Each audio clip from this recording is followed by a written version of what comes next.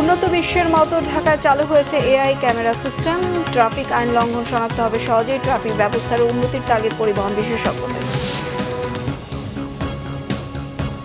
দেখছিলেন crown cement সংবাদ শিরোনাম। এবার বিস্তারিত।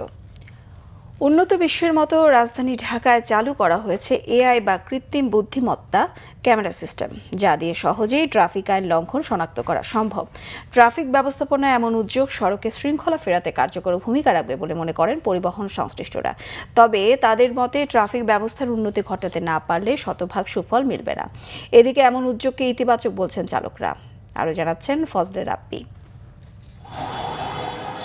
ট্রাফিক আইন ভঙ্গ করে রাজধানীতে যত্রতত্র গাড়ি চালানোর অভিযোগ বেশ পুরনো।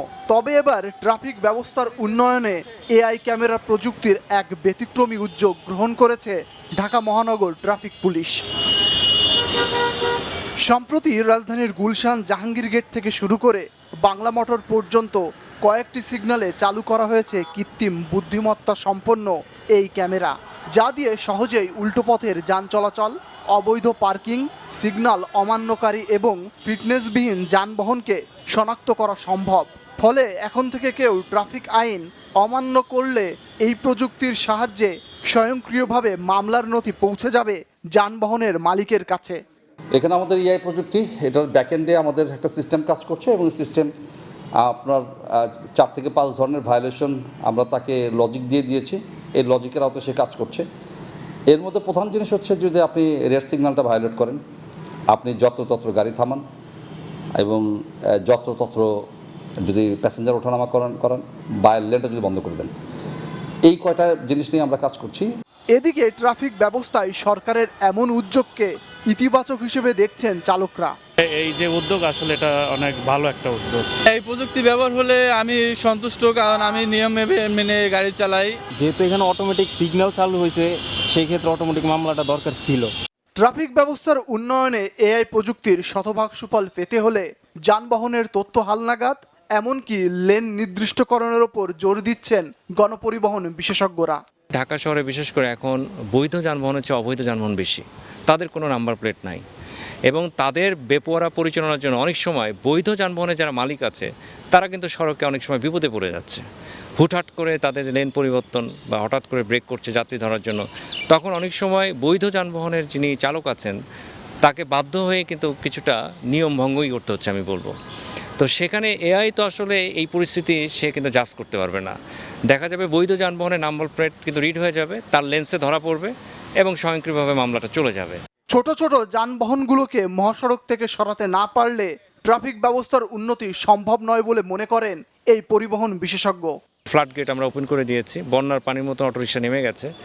যাদের সড়কের কোনো ধরনের সক্ষমতা নাই, কোনো ব্যাকরণ বোঝে না, সিগন্যাল বোঝে না, কোনো নিয়মকানুন জানে না, তারা যেভাবে চলছে, এই অটোরিকশা রেখে যারা ট্যাক্স দিয়ে আসলে সড়কে চলছে, তাদের কারণে যারা কোণঠাসা হচ্ছে তাদেরকে আপনি মামলার মধ্যে নিয়ে আসছেন। কিন্তু যারা আসলে সড়কে চরম বিশৃঙ্খলা তৈরি করছে তাদেরকে তো আপনি মামলার আওতায় আনতে পারছেন না, তাদের তো লাইসেন্স প্লেটই নাই। লক্কর ঝক্কর যানবাহন দ্রুত অপসারণ সহ ডিজিটাল সিগন্যাল ব্যবস্থা চালু করার পরামর্শ এই পরিবহন বিশেষজ্ঞের। ফজলে রাব্বি, বাংলা ভিশন, ঢাকা। এদিকে স্বরাষ্ট্রমন্ত্রী সালাউদ্দিন আহমেদ বলেছেন, পুলিশকে জনকল্যাণমুখী ও আধুনিক বাহিনী হিসেবে গড়ে তুলতে সরকারের আর্থিক সংগতি ও সক্ষমতা বিবেচনায় তাদের যৌক্তিক দাবিগুলো পূরণ করা হবে। পুলিশ সপ্তাহ উদযাপন উপলক্ষে রবিবার প্রধানমন্ত্রীর বিশেষ কল্যাণ সভায় মন্ত্রী এ আশ্বাস দেন। কার্যক্রম আরো গতিশীল ও কার্যকর করতে অতিরিক্ত কর্মঘণ্টার দায়িত্ব পালনকারী পুলিশ সদস্যদের জন্য ভাতা প্রদান গুরুত্বপূর্ণ, যা তাদের মনোবল ও সেবার মান উন্নয়নে সহায়ক হবে। পুলিশ সদস্যদের শারীরিক ও মানসিক স্বাস্থ্য সুরক্ষায় কেন্দ্রীয় বিভাগীয় হাসপাতালকে সুযোগ সুবিধা বৃদ্ধিপূর্বক আরো আধুনিক ও যুগ উপযোগী করে তোলা প্রয়োজন। এসআই ও এসআইদের জন্য সুদমুক্ত ঋণের মাধ্যমে মোটরসাইকেল ক্রয়ের সুযোগ সৃষ্টি করাটা, এটা আমি জোর সুপারিশ করছি মাননীয় প্রধানমন্ত্রী। অর্থ পরিকল্পনা মন্ত্রী আমির খসরু মাহমুদ চৌধুরী বলেছেন, সরকার মেগা প্রজেক্টে না গিয়ে সামাজিক কর্মসূচিগুলোকে প্রাধান্য দিচ্ছে। ফ্যামিলি কার্ড, কৃষক কার্ডও এর অংশ। এর ফলে প্রান্তিক মানুষের জীবনযাত্রার মান বাড়বে। রবিবার রাজধানীর আগারগাঁওয়ে অনানুষ্ঠানিক খাতের উন্নয়নে পিকেএসএফ এবং বিশ্বব্যাংকের যৌথ প্রকল্প রেইজের দ্বিতীয় পর্যায়ের কার্যক্রম উদ্বোধনী অনুষ্ঠানে এসব কথা বলেন অর্থমন্ত্রী। জানান, মূলধারার অর্থনীতির বাইরে থাকা মানুষকে সরকার অর্থনীতির মূলধারায় নিয়ে আসতে চায়। শুধু রাজনীতিতে গণতন্ত্র থাকলেই হবে না, অর্থনীতিতেও গণতন্ত্র থাকতে হবে। যে কোনো প্রকল্প বাস্তবায়নের ক্ষেত্রে নির্দিষ্ট মানদণ্ড রয়েছে উল্লেখ করে সেই মানদণ্ড পূরণ না করলে সরকার কোনো প্রকল্প বাস্তবায়ন করবে না বলেও জানান আমির খসরু মাহমুদ চৌধুরী। আমরা কোনো মেগা প্রজেক্ট, কোনো বিশাল বিশাল কর্মকাণ্ডে যাচ্ছি না, আমরা কিন্তু সোশ্যাল প্রোগ্রামে যাচ্ছি।